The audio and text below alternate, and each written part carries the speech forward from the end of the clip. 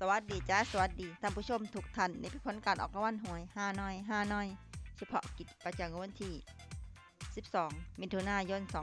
2569รางวัลเลข2ตัวรางเลขที่ออก3636รางวัลเลข5ตัวรางเลขที่ออก00336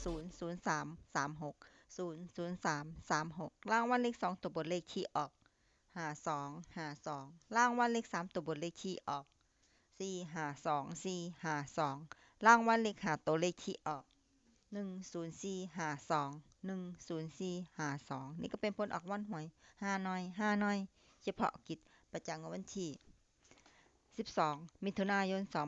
2569ขอให้โชคดีมีชัยถูกหวยฮานอยพิ